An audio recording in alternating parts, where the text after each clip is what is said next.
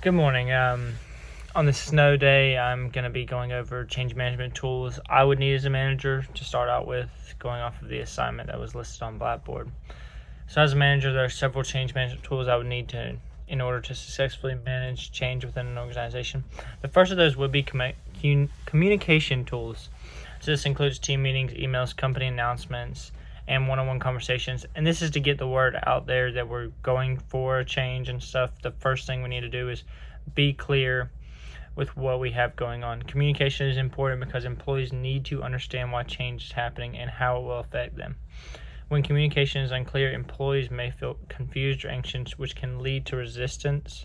So it's better to just be clear overall and keep people in the loop with what's going on so that they can further their development. And that goes straight into my second change tool, which is training and development tools. So this would be your workshops, online training programs, and coaching sessions. This is to get people familiarized with whatever the change is. When a change is implemented, the first thing people worry about is how will they do in the new system? How does the new system implement? We as humans tend to get set in our routines. We like our routines. So a change in our routine is a big, drastic thing for us. So feedback tools will allow employees to express their concerns and stuff, and that goes into the third tool. So going on with developmental tools, we can get those developmental skills and develop those skills and see how they adapt. And then we get those feedback from our feedback tools, which is the third tool I'd use, which can include surveys, suggestion boxes, and regular check-ins with employees. These could be helps management improve the change process and also make opinions feel valued and heard. When dealing with change, one of the big things that people want is to be heard, to be able to express their opinions about the change. Some people may not want to change, but we have to get them on board for the change so that they can develop into the change. So people are succeed in change is when they feel that they have belief in the change. So this goes in our fourth tool. We would need leadership and motivation tools. So let's motivate those people, whether it be incentives, rewards, something to get employee efforts in a rewarding positive behavior. When leaders show commitment to change, this is something that employees will likely follow. So those higher-ups, those managers, those corporate employees that tend to be right under owner, management, board, whatever it is, they need to be setting an example so employees down the hierarchy can follow it. If they have belief in it, the employees will have belief in it. This motivation tool will help reduce resistance and encourage cooperation overall. Moving on to the second question, planning tools needed to make change happen. In order to make change happen successfully, a manager must use planning tools. This is super simple. One planning tool is strategic planning. This involves setting clear goals and creating a vision for the future. Those SMART goals we talk about in class all the time. They need to be measurable and stuff. They need to be actually attainable, and they need to either be long-term, short-term, whatever it is, something that we can actually go on to achieve. Another planning tool is creating timelines and schedules. This goes right along with that. We need to have those schedules going on so that people can follow them overall. Timelines will prevent confusion and keep the process on track. Budget planning is also important. So change will cost money. It is important to know how much it's going to cost, where we need to put money here, supplement this, supplement that. So this comes to technology, new resources, and those training that I talked about in the first question. The trainings are not going to be cheap, especially now with technology. Most trainings are online and stuff, so we have to have those courses and set up a program or code, and we have to have IT develop those for us, and that's going to cost money. And then another tool is risk assessment. So this involves identifying possible problems before they happen. Managers can then prepare solutions in advance. So this would come down to the manager's side. So having a plan B, having something that if this does backfire completely, if the change goes terrible, can we go back? Can we change from our change back to where we were at? Or can we change the change on the fly and still develop, but maybe develop in a different way? And then finally, contingency plans are important. So these are backup plans in case something goes wrong. Same thing like I just said. You got to have plan Bs, plan Cs, plan Ds. You always, as a company, we cannot risk going too far down, going to a change and then completely failing. So we have to have those backup plans. If we need to bail out, we need to be able to bail out. So this is not there, it can lead to disorganized, and obviously makes it way more stressful if you don't have a backup plan, because you have to make it work. And then moving on, functional departments that change the most. So different departments in a business experience different levels of change. Departments that change the most are usually technology. So nowadays, obviously, IT is a big thing. Marketing and operations is also up there. With IT specifically, with how technology is constantly advancing nowadays, with AI and new softwares, there's so many new systems that can be introduced regularly. So they have to be keeping up to date so we can keep up with competitors and keep up with the market. Marketing also changes frequently because customer preferences and trends change quickly. Marketing strategies must adapt to social media, digital advertising, and consumer behavior. Operations department also change as companies look for ways to improve efficiency and productivity. So marketing, operations can go hand in hand. As operations develops, improves, marketing needs to be keeping up, because what operations is developing needs to be marketed, needs to be out there. So people know that the operations, the IT, the AI, all that is being put into our company, more is getting put into our company, so they know change is coming, so we can successfully implement all of that and really sell it to the people, to the employees, whatever it is. The ones that tend to change less out of this would be your accounting and finances. Financial rules and regulations don't typically change that much. Obviously, they'll be implementing maybe new things, new costs and stuff, but overall, they'll still be doing the same spreadsheets that they were doing before. And then human resources may slowly change because policies and procedures have to be updated frequently, but they're not as updated as your AI and stuff is nowadays. The big thing with them is as technology advances, we have to have more precautions with what those technologies can bring in terms of HR department and what concerns they could bring up between relations. Moving on, change management process. So Coder's 8-step change model is a great example of this. The first step would be creating a sense of urgency so people understand that change is necessary. Second step is forming that strong leadership team to guide the change. Third step is developing a clear vision for the change. Fourth step is communicating that vision for employees, or to employees, either way. The fifth step is removing obstacles that prevent change. The sixth step is creating short-term wins to show progress. And the seventh step is building on the change and making improvements. The final step is anchoring the change into the organization's culture. So all of this is big because this step-by-step plan that Coders built for us is important to bring employees into it, to develop that clear vision for change, to remove those obstacles so that we can be successful in the change. Change is not as easy as just saying, hey, we're moving to this, cut all ties there. Those ties have to be tied up, we can't just cut off ties. That's not really how it works in the business world. We need to be able to have that urgency and understand that change may be necessary, but how are we going to go about it? How are we going to form a leadership team? How are we going to make a vision? How are we going to communicate this vision? So this overall, I agree with the process because it focuses on leadership, communication, employee involvement. It recognizes that change does not happen instantly, and like I said, you need time and you need support to adjust to change so that it can develop successfully. So going to ChatGPT, its opinions and my disagreements with ChatGPT. So I asked ChatGPT about change management, and it suggested that change should be structured, carefully planned, and driven by data and efficiency. While I agree with some of this, I also agree with ChatGPT in several ways from just what I've learned overall. So my first disagreement comes with ChatGPT is that ChatGPT believes that change should always be carefully planned.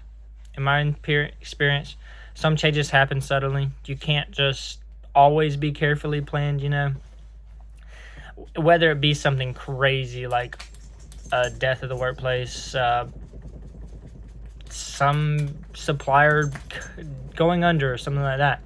You need to be able to adapt quickly to whatever is coming. You're not going to always have the perfect plan, but you need to be able to plan around stuff. If something does come up, can you make a plan quickly? You're not going to be maybe planning for before, or when you made a plan, things are not always going to go as planned. As I said, you got to have a B plan, a C plan. You got to be able to adapt to whatever may come your way. Moving on, the second disagreement with ChatGPT says employees resist change mainly because they fear it. I believe employees resist change mostly because they do not trust manager or feel excluded from decisions, which may come a little bit from fear in ChatGPT's response, but fear is such a broad term. Like, fear is more the human instinct to not want change more than that they fear it altogether, like they're scared of it. I think it's just people don't like to change, the big thing with change is you may go into work the next day and be doing something different than you did the day before. People like doing the same thing they did the day before. People say it gets boring, but we all like doing the same thing we did before. The reason we like sports and not really like trying new things is because we're good at whatever sport we do. We're already adapted to that sport, that tool, that reading experience, whatever it is. We already have the skills for it, so we like that. Whereas if going out, branching out, whether it be trying a completely new sport, trying a new thing, new girlfriend, new boyfriend, whatever it is, it's hard for people because they've already had that. They like what they have, and they don't want to risk losing what they have. Not necessarily even losing what they have, but they don't want to risk not being as well off or as good as they have it. So, going back to, that was a spill for no reason. Employees resist change managers because they do not trust management and exclude from decisions, like I said before. So, they want to be able to decide. They want feedback and stuff. So, having no trust in management is not necessarily the whole truth. They may not trust management in the sense of maybe management doesn't know what's going on the bottom floor. So, they want to be able to tell management what's going on the bottom floor so that management can be heard, or that employees can be heard, not management, but that management can be heard in the employees' realm, and then the same goes the opposite way. Employees can be heard in the manager's realm, so that those bottom people, such as your employees compared to board of directors, can communicate well and efficiently. And that's how knowing people name by name is the most successful business model, because everybody feels involved. Everybody feels like they matter in a business. The businesses that seem unconnected are those that people will leave suddenly, because if you don't know each other's name, like, you just kind of fall off, like you feel like you're not even there. So going on, third disagreement with ChatGPT suggests communication alone can solve resistance, is what ChatGPT says. So from my experience, actions matter more than words. So like I said before, those leaders, those key figures in a business need to set a clear example. Just telling someone to do something isn't doing anything. If we went to class and all you did was tell us, hey, this is business, this is how you do this is how you do that, and never show us, never give those hands-on experiences, none of us would really get anything from it. Hands-on experiences is how we really develop. Having that connection, that experience of really being in the situation so we know what's going on. One thing being taught something word of mouth. There's another thing being able to get your hands on, get gritty with it. And have someone there beside you to tell you, oh, this is wrong, this is how you can change this. And show you with their hands, with their getting involved, whether it be in a meeting, whether it be in creating some kind of lesson plan or planning for the future. Having someone that can develop that plan with you is really important, because them just telling you to develop the plan, you may be lost completely. How does the business want it to be formatted, etc.? So this just goes back to the overall thinking in that employees want to see leaders follow through. So they want that experience, that involvement in the decision-making process. Fourth disagreement with ChatGPT assumes that change should always follow formal steps. Exactly. Real-life change is often messy and unpredictable, like I mentioned in the first agreement. You're not going to be able to just follow formal steps, or like if something goes wrong, there's going to be formal steps immediately to follow. It's not really a thing. Most companies do not have like if something goes terrible, here are the formal steps to do it, because that wouldn't make any sense. You don't know what's going to go terrible. Like, it could be a multitude of different things. So it can be messy and unpredictable, and it does not always happen in a neat sequence. So it's important to be ready and able to adapt to whatever that is. And then fifth disagreement with ChatGPT focused heavily on performance metrics to measure success. I believe workplace morale, culture, and emotional well-being are just as important as productivity. This is true solely because those metrics, those measures of success that come from those performance measures, all tracks back to workplace culture, morale, and emotional well-being. People will not work in a steady way, in a very good way, if they're emotionally unwell, if the workplace culture is terrible. Having those connections at the workplace, having good morale, having good emotional well-being while being at work, enjoying being at work, improves performance measures. And then, sure, that's when you can measure success based on those performance measures. But it comes down to how people feel about working wherever they are working. And then these disagreements show that change management is not only about models and theories, but also about human experience overall. So moving on to part 2 is companies and change. So the 2 companies that made very little change. First company that has made little change is In-N-Out Burger. Their menu is like super small. If you've ever been, I personally haven't been, but I've heard many things about In-N-Out, and I've known people that have gone, and they've always told me that the menu is extremely small, very simple. It's literally just burgers, fries, and I'm pretty sure shakes. And the company just focuses on quality, consistency, and they base themselves off customer loyalty. I mean, I live on the opposite side of the country, and I know about In-N-Out. I know what they serve on their menu. So clearly they have some kind of customer loyalty to where they're getting their word out there across the country. And then it obviously is still profitable and has strong customer base, like I said, because people trust the brand and they know what to expect. So they tend to spread it word of mouth. It creates value and tradition and reliability with In-N-Out overall. And then the second company is Waffle House. This is like a cultural phenomenon where I'm at in Royal, North Carolina. You know, like the other day, it was crazy. Waffle House closed for the first time because of a storm in like years, which is outrageous. I remember being on the news the other day, which really says what Waffle House is. But Waffle House has maintained the same style restaurant, some menu, service model for decades. It continues to attract loyal customers because of consistency, and it's really the culture of Waffle House. When you walk into Waffle House late at night, you know what you're expecting. And it's decent food for the price it is. I've gone to Waffle House a few times in my life. I know people that go like religiously very late at night because they just like the experience of the crazy things that happen at Waffle House, and that's just what it's known for. But it's known for that because it works. The company still hasn't made major changes and has built a strong relationship for what it is, what happens at the place. People enjoy it. It's like, some people see it as entertainment. I don't know about seeing it as entertainment, but I guess if you're into that type of thing, go right ahead. I see people all the time with like making their own meals at Waffle House and stuff because the people are asleep. But if it works, it works. I guess Waffle House and just keep doing what they're doing. They're people sleeping on the job and people doing the work for them, but that's fine.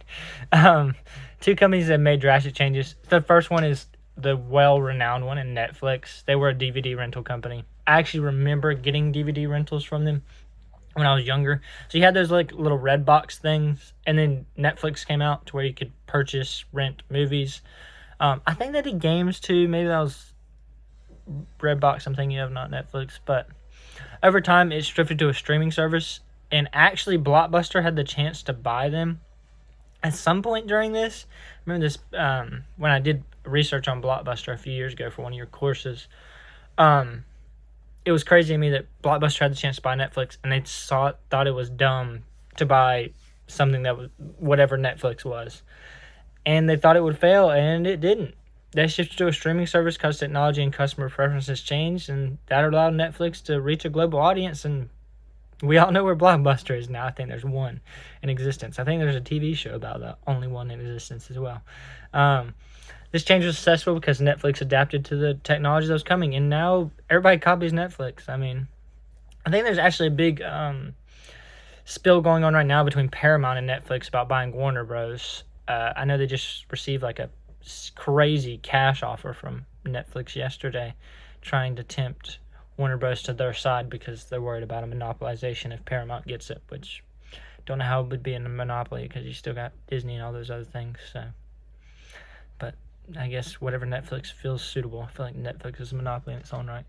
But second company is Apple. Apple originally focused on personal computers, and over time it transformed to the next technology lifestyle brand with products such as iPhone, iPad, and digital servers.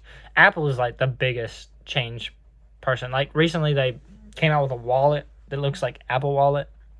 Came out with like a sling thing to hold your phone.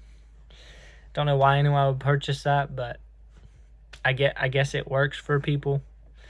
I personally would not purchase a sling. But going from the original thing, they did personal computers. Actually, Steve Jobs got kicked out for his ideas at one point with Apple, and then it turned out that his ideas were incredible, and they ended up hiring him back. Which doesn't make any sense how he can develop the company and you kick him out, but I guess if you lose your shareholder credibility, you can be kicked out no matter who you are. And then Apple made these changes to reconnect with the new markets and remain competitive. This change was very successful and made Apple one of the most valuable companies in the world. And they're still one of the most valuable companies in the world. It's crazy to me because people talk about, like, if you got your, like, Samsung and Apple, but I would say, like, 80% of people still have Apple phones or Apple technology. And what doesn't make any sense to me, though, is, like, at school, like, university and stuff, we use Word, and typically in workplaces you use Word, yet people use Mac computers. And Mac does not work well with Word. So I don't know what the appeal is there for that, but I guess if you like Apple, if you like Mac and stuff, especially for how expensive the computers are, it doesn't really make any sense. But anyways, both Netflix and Apple show that drastic change can be necessary for survival when markets and technologies evolve.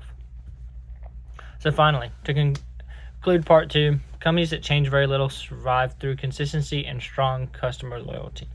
Companies that change drastically survive through innovation and adaptation. Both approaches can work depending on the company's goal and market conditions. And there's several more examples of this. Many companies have decided not to change at all. Some companies have done that and failed completely, like Kodak and Blockbuster. And then there's others that were successful, such as your In-N-Out and Waffle House. And then some companies choose to change drastically. Some choose to change drastically and not do very well when they do it. But Netflix and Apple do it quite well.